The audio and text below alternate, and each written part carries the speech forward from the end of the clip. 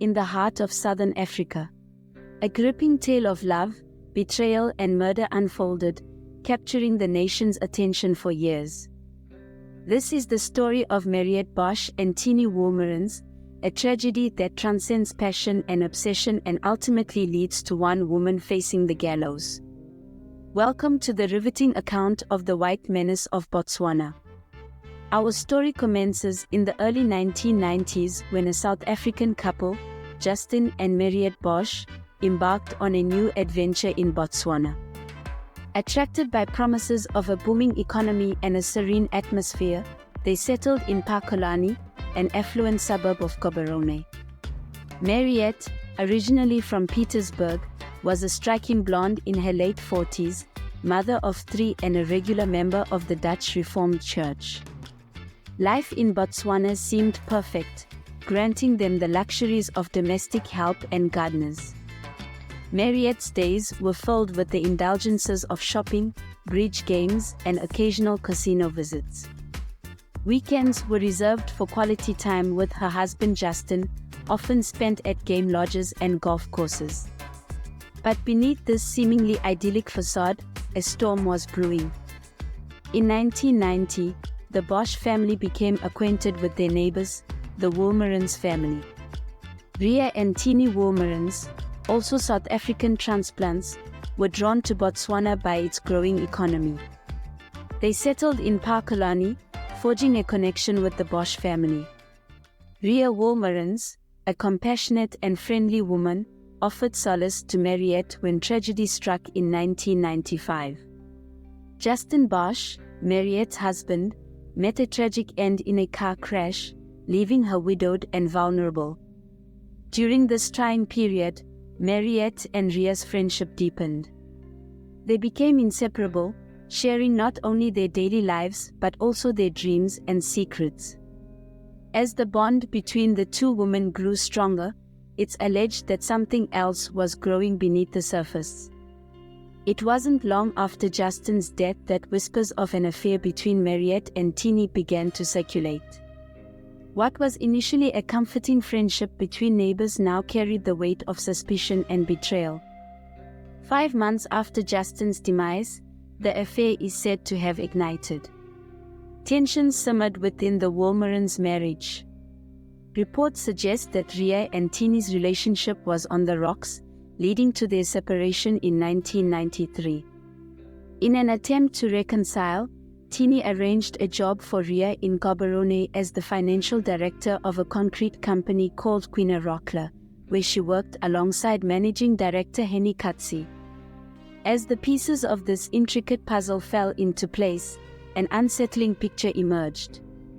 Allegations of financial misconduct at Quina Rockler began to surface, and it's believed that Ria had discovered discrepancies in the company's accounts, leading to her removal of a financial file from the office.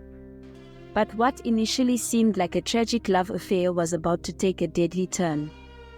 On the fateful night of June 26, 1996, Ria Wolmarans was brutally murdered in her own home. 2 9mm bullets shattered the tranquility of her evening, leaving a shocked community in disbelief. The crime appeared to be a botched burglary, but beneath the surface, darker secrets were lurking. In the aftermath of Ria's murder, Botswana's law enforcement scrambled to unravel the mystery. With no signs of forced entry, they faced a baffling case. Initially, they had no leads and no arrests were made for 3 long months. However, the real turning point in the investigation came from an unexpected source. Judith Bosch, Mariette's sister-in-law, who apparently harbored a deep resentment toward Mariette, played a pivotal role in exposing the truth. Judith Bosch received a phone call from a friend the morning after the murder, informing her about the murder weapon, a 9mm automatic pistol. This was the same firearm Mariette had borrowed from Judith in South Africa before the murder. The weapon belonged to Judith's husband, and Mariette had requested to use it for target practice on her last South African visit. During the same visit, Mariette also revealed the nature of her relationship with Tini, even suggesting she was in the market for a wedding dress. With this knowledge, Judith confronted Mariette, who eventually admitted that the gun may have been used in Ria's murder. Judith persuaded Mariette to return the weapon to her, but in a shocking twist, immediately handed it over to the police. Forensic tests confirmed that the gun recovered was indeed the murder weapon, leading to the arrest of Mariette and Tini on October 7, 1996. Tini, who appeared to have a solid alibi for the night of the murder, was seemingly caught in a web of intrigue as him and Mariette were engaged just 2 months after Ria was buried. For 3 months after her arrest, Mariette refused to talk to the police about the gun and could not even give a cohesive reason for bringing the gun into Botswana. Eventually, she made the statement naming Henny Katsi as the person she had brought the gun in for, which he denied. Mariette was granted bail after 10 months in custody and came to trial 18 months after the murder. She and Tini got married in 1998 while Mariette was on bail, with many believing this was a move to prevent the two from testifying against each other in court.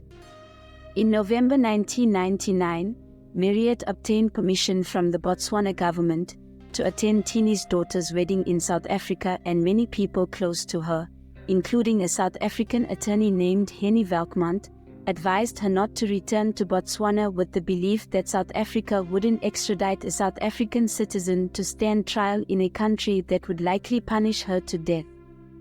Mariette disregarded these warnings and returned to Botswana to stand trial. Mariette Bosch's trial began in December 1999 at Botswana's Lubotsi High Court. In a judicial system without a jury, the judge, Justice Isaac Aboaji, would determine the verdict. The trial was marked by a relentless prosecution and a fanciful defense. According to the prosecution, Mariette had entered the Wolmerans' home, climbed over the garden wall and shot Ria. Mariette claimed she was overweight at the time and couldn't have scaled the wall. But the court rejected this, suggesting she might have had a set of keys or even been let into the home by her victim, as there was no sign of forced entry. Much of the damning evidence against Mariette came from Judith Bosch, who disclosed details about the gun and the alleged affair. Mariette, however, introduced a sensational defense, claiming she had been hypnotized by Henny Katsi, who she accused of being the real killer. She alleged that Henny spiked the wine they were drinking with some sort of drug. He then commanded her to get the gun and bring it to him without mention to anyone. Henny's alleged motive was that Ria had uncovered financial irregularities in his company and that these would be revealed at a forthcoming audit. However, the audit came and went without any alarms being raised. The trial presented a compelling circumstantial case against Mariette, no direct forensic evidence but strong motives, potential premeditation and a disputed alibi. Mariette's alibi was that she had been at home all evening, and this was verified by her daughters but rebutted by her maid, who said that Mariette had gone out around 8:00 p.m. On February 21, 2000, the verdict was delivered. Justice Aboaji found Mariette guilty and rejected claims of her being under the influence of another, which could have led to an alternative life sentence. The courtroom fell silent as the judge pronounced Mariette's sentence, a death penalty. Her older daughter, Charmaine, was stunned, while her younger daughter attempted to chase after her mother but was denied contact. Mariette was returned to Gaborone Central Prison, where she was placed in solitary confinement on death row, awaiting her appeal. Although sentenced to death, many believed the execution would never be carried out, as they expected to win on appeal. A provision dating back to Botswana's independence in 1966 allowed condemned prisoners the right to appeal to the Botswana Appeals Court, comprising of judges from various countries. Mariette's appeal was a critical juncture in this gripping saga. In the packed courtroom, Mariette, now 50 and visibly affected by her time on death row, awaited her fate. The prosecution argued that Mariette had premeditated the murder to eliminate Ria as an obstacle to her relationship with Tini. The defense, however, raised a shocking revelation that Henny Katsi had been granted immunity for testifying against Mariette without the court or defense being informed. Henny Katsi had recently relocated to Ghana and refused to return to Botswana without the protection of immunity. As the appeal unfolded, allegations of conspiracy, murder plots and financial irregularities swirled around the case. Did Mariette act alone? Was Tini the mastermind? And what role did Henny Katsi play? During the appeal trial, the appeal judges also rejected da Silva's argument that non-disclosure of the immunity granted to Katsi had meant the defense could not adequately cross-examine him and had led to an unfair trial. Justice Tebet expressed strong disbelief in Mariette Bosch's testimony. He considered her claim that she gave the gun to Henny Katsi, whom she accused of being the real killer, as highly implausible and, in his view, not credible. Justice Tebet argued that if Katsi had intended to commit the murder, he had his own firearms at his disposal, including 2 in South Africa and 1 in Botswana. Therefore, he found Mariette's assertion that she provided Katsi with the murder weapon to be unconvincing and improbable. Chief Justice Denuni said if Katsi had killed Wolmerans, he would not have given Bosch the murder weapon and commanded her to return it to South Africa. Evidence from Bosch and her daughter Charmaine was also largely dismissed. On the January 23, 2001, Mariette's conviction and sentence was upheld by a panel of Commonwealth judges from England, Scotland and Nigeria. Justice Timothy Aguda, the Nigerian judge acting as president of the panel, said she was a wicked and despicable woman.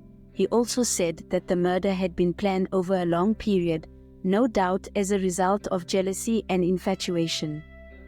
Mariette was visibly shocked when the 3 appeal court judges delivered their ruling as her date with the hangman became inevitable. On Friday, March 30, 2001, Mariette's death warrant was read to her and she was informed that her execution would take place in the early hours of Saturday. She was not permitted any visitors or to say goodbye to her family, nor was she allowed a special last meal. She was apparently counseled, wrote letters to Tini and her children and prayed. Sedatives are not offered to condemn prisoners, as was also the case in Britain. A minister of the church, the prison doctor and prison officials witnessed the hanging, which was carried out British style at 6 o'clock that morning. Executions in Botswana are carried out in complete secrecy, just as they were in Britain, with no details whatsoever released and no advance warning of an execution is normally given. After death, her body was buried in the prison cemetery. Tini Wolmerans had made an appointment 3 weeks previously to visit Mariette on the Friday before Mariette's execution. This appointment had been confirmed by the prison officials, but when he phoned them on the Friday morning, he was told by a senior official that they were busy with an inspection and that all visitors for the day had been postponed. Instead, he was told to come back on the following Monday. This he and her daughters did and were met by prison officials, including the Assistant District Commissioner, who told them that Mariette had been hanged on Saturday. He and their daughters Sonia and Charmaine broke down completely at this news. 15 minutes later, prison guards gave them Mariette's personal belongings and told them to leave. On the Monday when the execution was announced, Botswana's permanent secretary at the Ministry of Foreign Affairs said that the law did not provide for a condemned person to be allowed a last visit by his or her family before the execution. Mariette Bosch was only the 4th woman hanged since independence in 1966 and the first white person to go to the gallows in Botswana. The government justified conducting the execution secretly on the grounds that controversy surrounded the death sentence. But Bosch's lawyers said she was sent to the gallows with unusual haste. Newly appointed lawyers were in the process of completing an application for clemency to President Festus Mohoyi, who alone has the power to commute the death penalty. But Mr. Mohayi, who was in London when the sentence was carried out, has said that he believes in hanging as a form of retribution for murder. Tini accused the South African government of failing to back his campaign to have the sentence commuted. A spokesman for Thabo Mbeki's office said the president had asked Mr. Mohayi to show clemency, but the Botswana Foreign Ministry said it had received nothing in writing.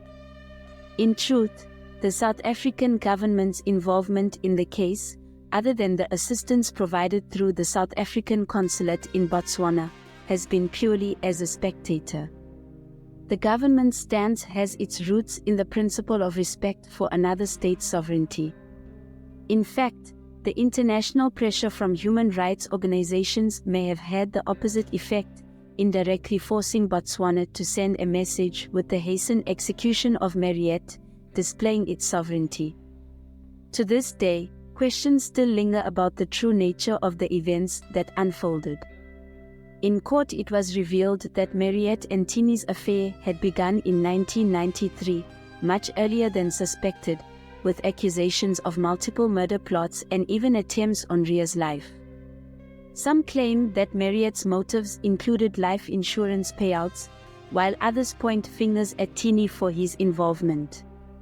A prevalent rumor at the time was that the couple had plotted the murders of both their spouses, with them perishing within a few months of each other.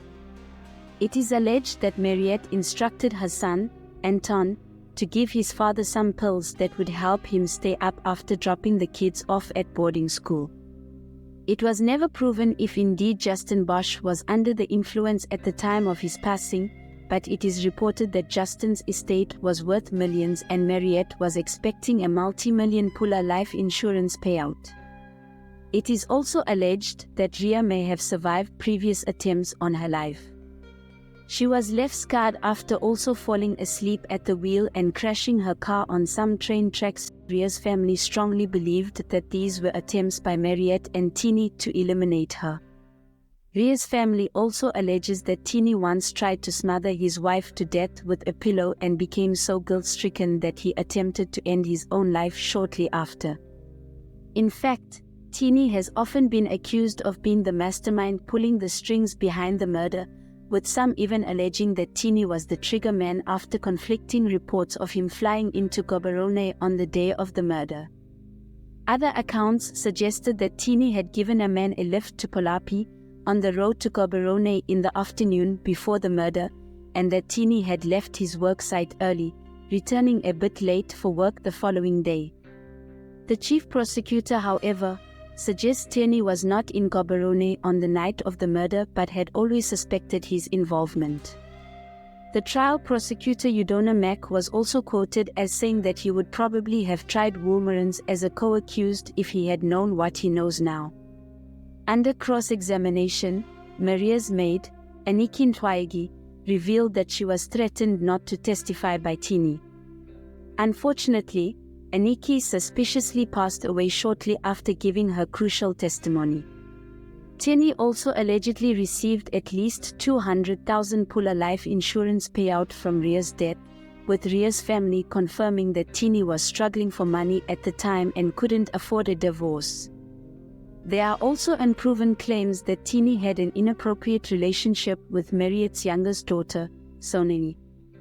Following the execution, Tini officially adopted Sonei and quickly relocated to South Africa, where he has remained to this day. Mariette Bosch was buried in the Gaborone Central Prison Cemetery, a place her single death row cell overlooked. A small cross placed in the soil marks where she was buried among other condemned men and women. The area is a prohibited place, but family is allowed to visit the graveside only if special permission is granted. Up to now, the family has not asked to see the graveside. In hindsight, it's clear Mariette didn't act alone and was most likely manipulated by Tini. Mariette was allegedly offered a deal to turn state witness against Tini multiple times, but she refused to turn against her lover, and for that she paid the ultimate price. Tini has always insisted there is more to the story and that he will someday clear Mariette's name. It's been 22 years and I welcome anyone close to this case to share their side with complete anonymity. My heart goes out to the victim and her family. This is Ghost Nation. Stay safe.